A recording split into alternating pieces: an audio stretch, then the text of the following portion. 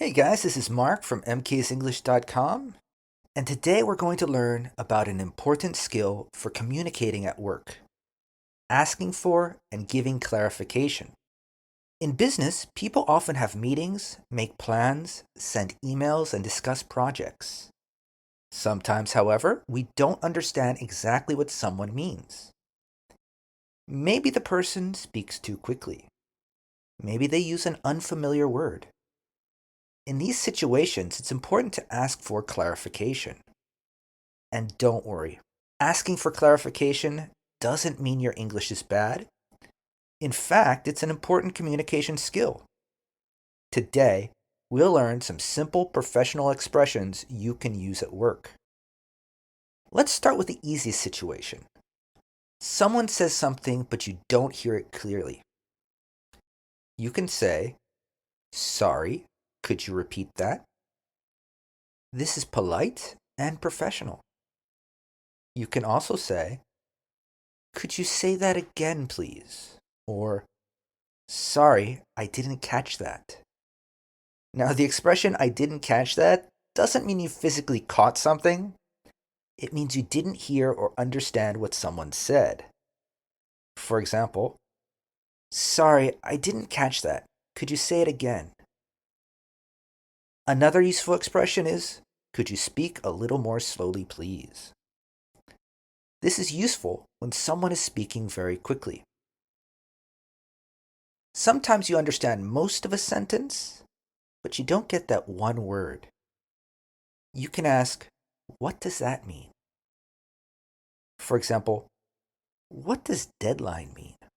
Or in a business meeting, "Could you explain what you mean by flexible deadline?" You can also ask, "What do you mean by that?" This expression is very useful. For example, we need to make some changes to the project. What do you mean by that? The second person wants more information. Another professional expression: "Could you clarify that term?" Clarify means to make something clearer or easier to understand. Sometimes you understand the words, but you don't understand the idea. In this situation, you can say, "Could you explain that in a little more detail?" Or, "Could you give me some more information?" Another useful expression is, "Could you elaborate on that?" Elaborate means to give more details. This expression is a little more formal, so you might hear it more often in meetings or professional discussions.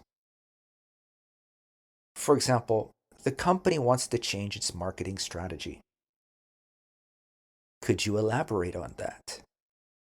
The speaker can then explain exactly what changes they want to make.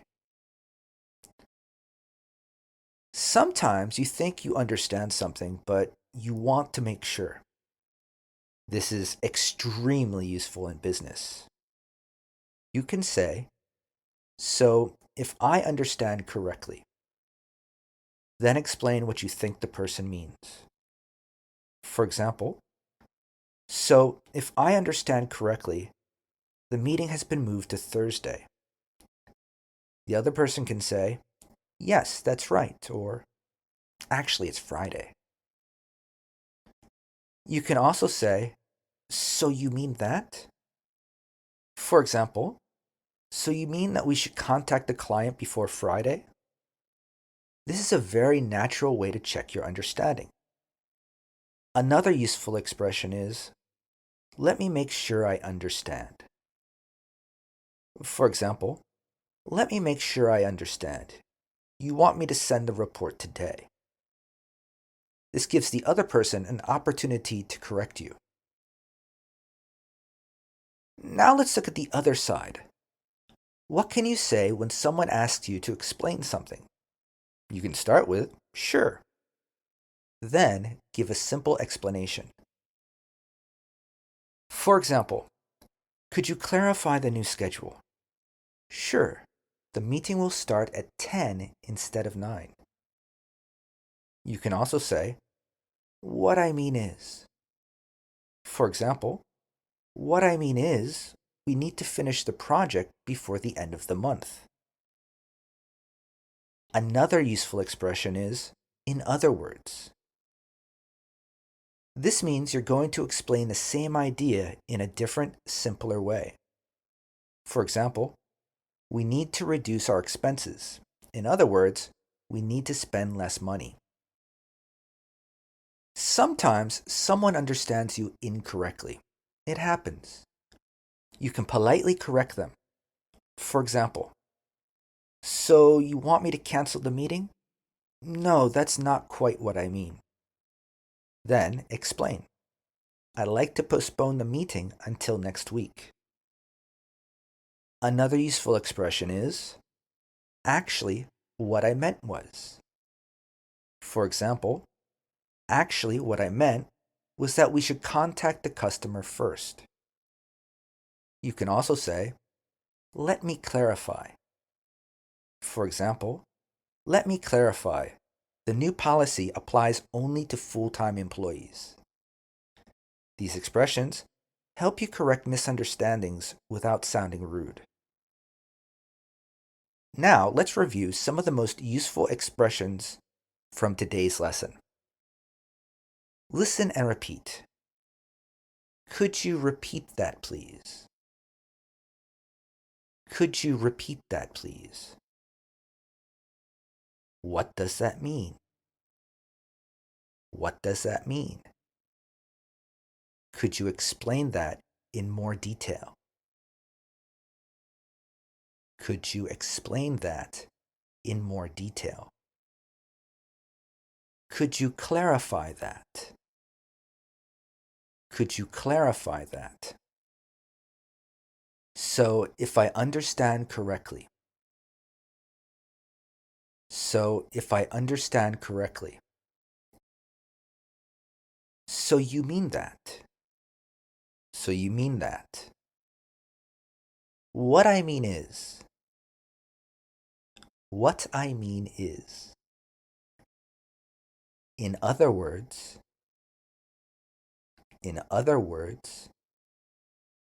That's not quite what I meant. That's not quite what I mean. That's not quite what I mean.